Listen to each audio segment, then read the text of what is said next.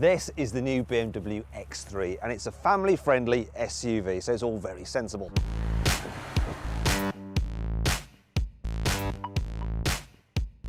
Inside, this X3 is a very nice car to sit in. However, for me, I think the design of the XC60 is just a little bit posher. What I can't fault though is the quality of the materials, which I do think are slightly better than in the Volvo. So everything you touch feels expensive, all around the cabin, the steering wheel, even here, the materials are soft, and even on the front of the glove box. I mean, you have to reach all the way down to the door bins to find scratchy materials.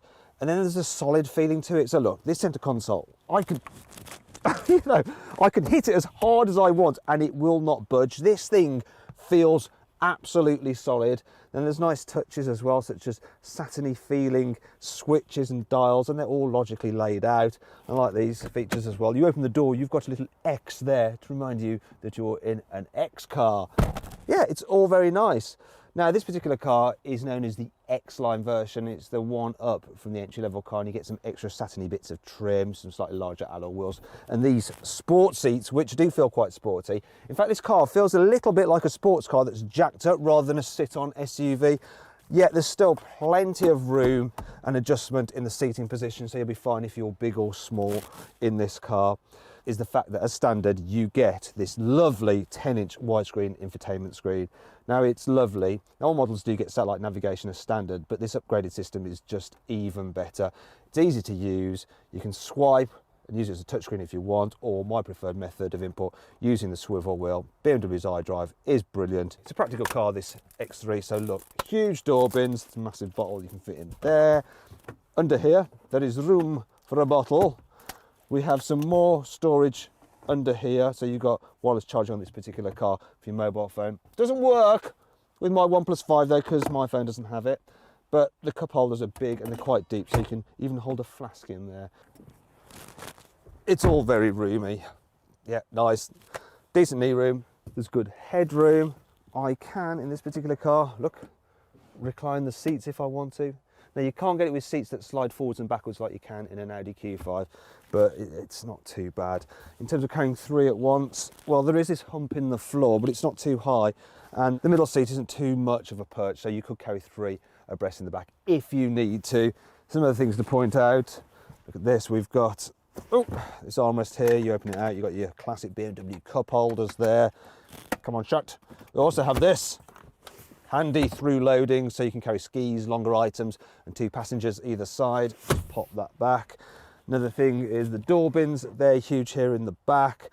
And a couple of features I like down here. For the tri-zone climate control, you actually have a digital display for those in the rear, so it's easy to set the exact temperature. And look at this. Rather than having USB ports, you've just got a normal 12-volt socket, but BMW gives you one of those. In terms of the capacity, it's exactly the same volume as an Audi Q5s, which means it's bigger than a Volvo XC60s, and all models get an electric tailgate as standard. Also, I'll just move this out of the way. You've got no load lip, so you can slide things in and out dead easy. Here's another feature I like. If I press this button here, I can remove the parcel shelf, lift this up. This is on gas struts to hold it up. You've got some storage under there. But I can slide this load cover neatly in here, so it's always out the way when you're not using it. Another feature I like is this, look. I want to fold down the rear seats. I can do it from here. And they fold down under their own steam. And then you've got a nice big flat load area, dead easy to slide items all the way to the front of the car there. There's also some extra storage just here.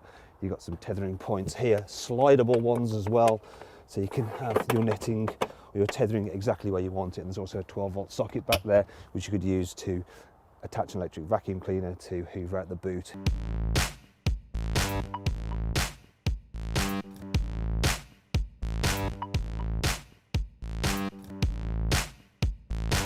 The optional surround view cameras on this car are brilliant. Look at this, I can look all the way around it, like this.